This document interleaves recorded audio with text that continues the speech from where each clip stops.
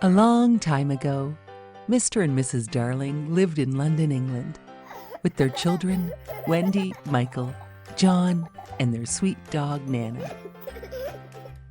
Wendy was always telling her brothers stories about a magical place called Neverland, where a magical boy named Peter Pan lived.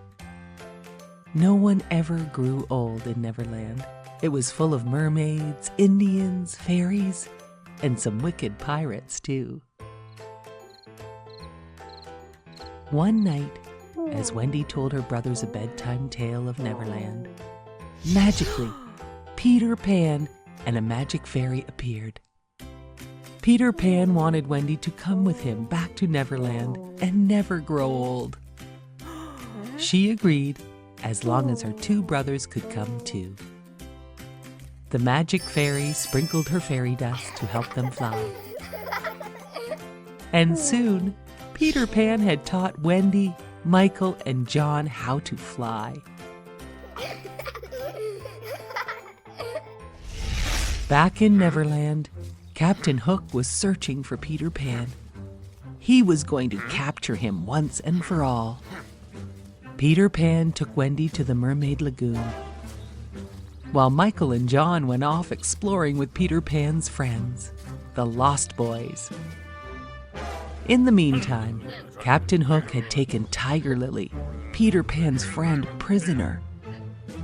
The captain demanded that Tiger Lily tell him where Peter Pan's secret hiding place is. Mr. Shmee, Captain Hook's helper, was a bad person, and he helped Captain Hook put Tiger Lily in danger. All of a sudden, Peter Pan flew in and rescued Tiger Lily from Mr. Shmee and Captain Hook. He rescued her just in time. Captain Hook had another plan. Mr. Shmee would find the magical fairy, and she would help them find Peter Pan's secret hiding spot. Mr. Shmee found the fairy, and she was willing to help because she had become jealous of Wendy. And Captain Hook promised to leave Neverland and kidnap Wendy to take her with him. Because of the promise, the fairy showed Mr. Shmee and Captain Hook on a map where Peter Pan's secret hideout was. Immediately, Captain Hook said, "Thank you, nice fairy," and then locked her up in a cage.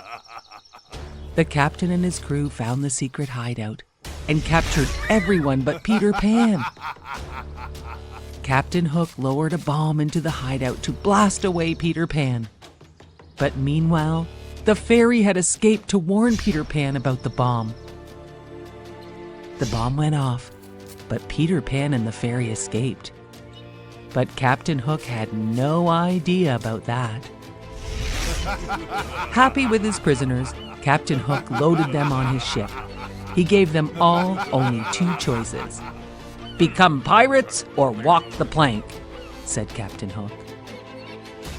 Wendy bravely said, "We will never join you," as she slowly walked onto the plank. She stepped off the end and vanished into thin air without even a splash. Michael and John looked on in fear. All of a sudden, they all heard Peter Pan's voice. He had saved Wendy by catching her before she splashed into the water. A great battle started between Peter Pan and Captain Hook. Peter Pan won the battle and threw Captain Hook overboard. The ship was now Peter Pan's.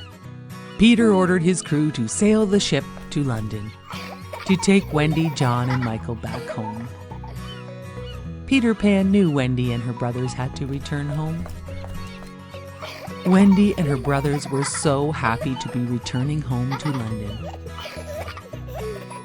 The ship reached Mr. and Mrs. Darling's home and dropped off Wendy, Michael, and John.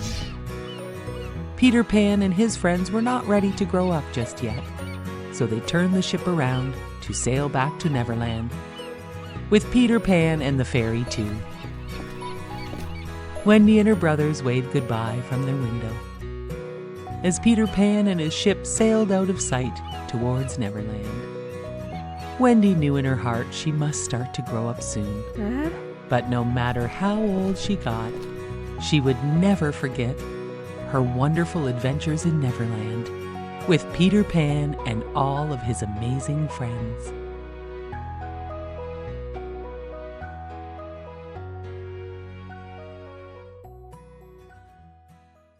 Once upon a time, there was a man and his wife that had wanted a baby for so long, but had never had one. One day, the wife gave her husband the awesome news that they had waited so long for. They were going to have a baby. They lived in a house overlooking a big garden full of fresh vegetables and flowers. Sadly, the garden was protected by a high wall with barbed wire on the top. The mighty witch who lived there wanted no one in her garden. Everyone was very scared of the mighty witch. One day, the wife was so hungry for the fresh radishes. She saw them growing in the witch's garden, but she knew she could not have them. Although she really, really wanted them, she thought she might die if she did not have them. Her husband worried so much about her. She told him, "I think I will die unless I can have some of those radishes that grow in the witch's garden." Her husband waited for nightfall so he could climb over the wall to get her some of the witch's radishes.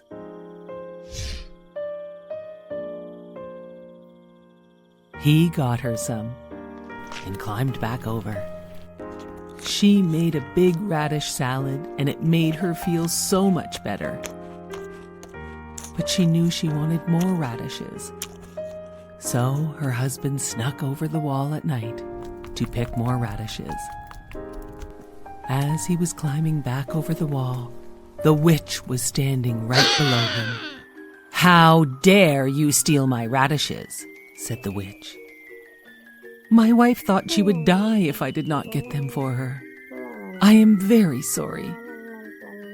"If this is true," said the witch, "you can have all the radishes you want, on one condition.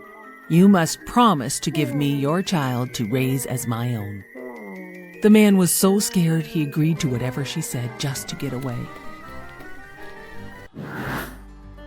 When the beautiful child was born, the witch came and took her away, just as she had threatened. She named her Rapunzel, which means radish. Rapunzel grew more and more beautiful every day, and on her 12th birthday, the witch locked her up in a high tower deep in the woods. The tower had no stairs, no door, only a small window. Rapunzel had beautiful long hair that had never been cut, and when the witch wanted to go up to see her, she would cry, "Rapunzel, Rapunzel, let down your hair." The witch would climb up her hair to see her. This went on for years. One day, a prince was riding by the tower and heard Rapunzel singing. He looked at the tower but had no idea how to get in. So he left. But he came by the next day and saw the witch crying, "Rapunzel, Rapunzel, let down your hair." And he saw the beautiful girl who sang, let down her hair for the witch to climb up to see her.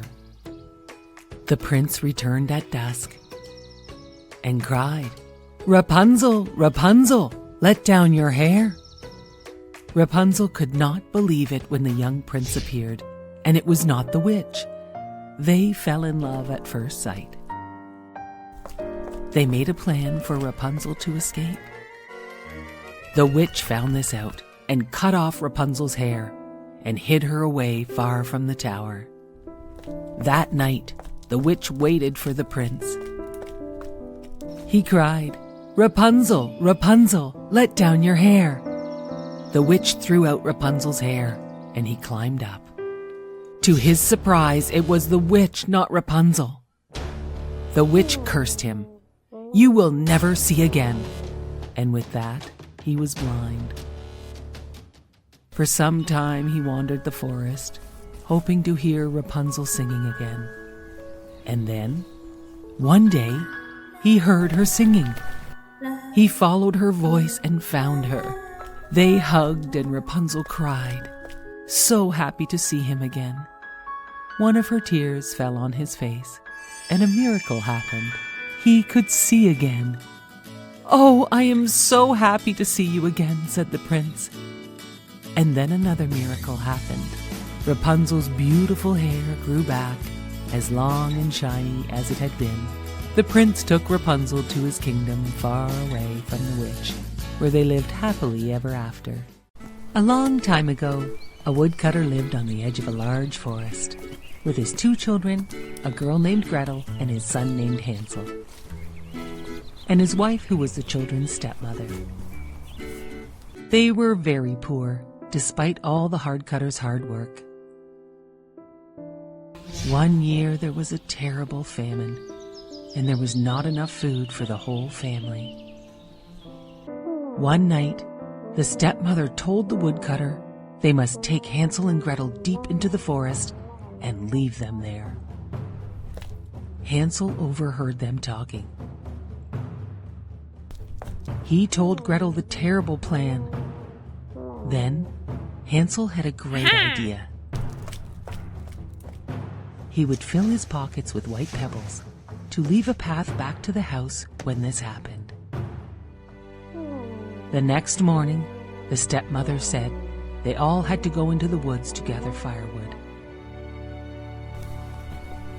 As they walked deeper and deeper into the woods, Hansel dropped his white pebbles to mark the path back to their house.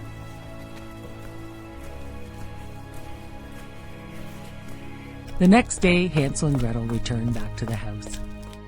Their stepmother was very angry. She told the woodcutter to take them deeper into the woods. This time, Hansel marked their path with breadcrumbs from his pocket so they could find their way home. In the morning, there were no breadcrumbs. The woodland animals had eaten them all.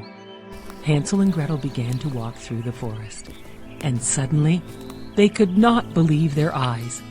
They found the most amazing house, made of gingerbread, with a roof of icing and windows made of sugar. They were so hungry, they broke off a piece of the house to eat. Then they heard a voice. "Nibble, nibble like a mouse. Who's that nibbling at my house?" The door opened, and an old woman leaning on a cane frightened Hansel and Gretel. The woman then smiled and invited Hansel and Gretel into her house for a delicious dinner of pancakes and apples.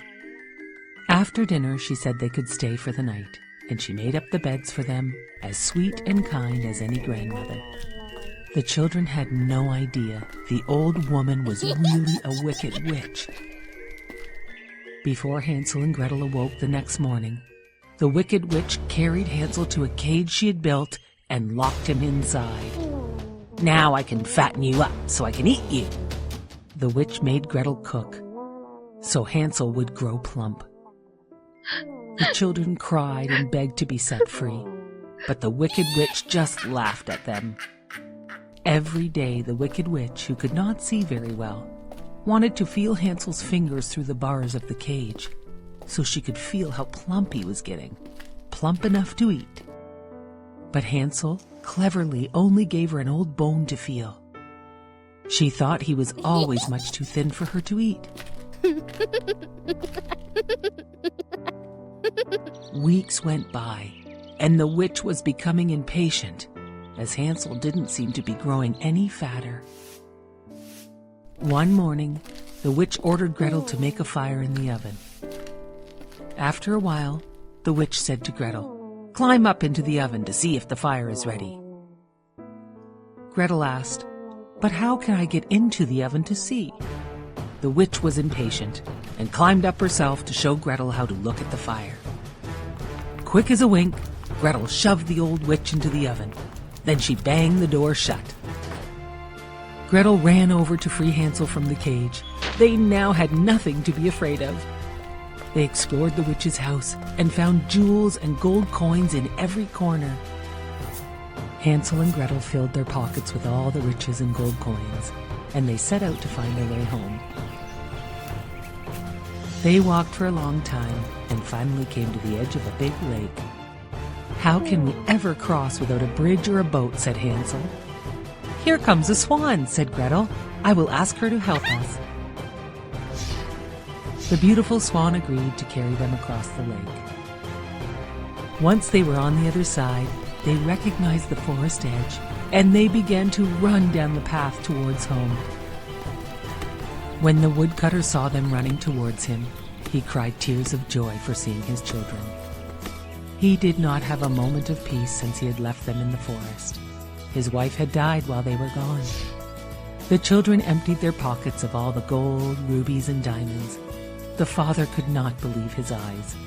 The woodcutter, Hansel, and Gretel all lived happily ever after, with the help of the witch's gold and treasures.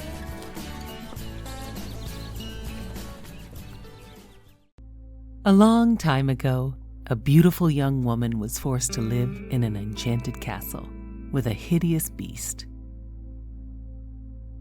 Belle had agreed to be his prisoner in place of her father.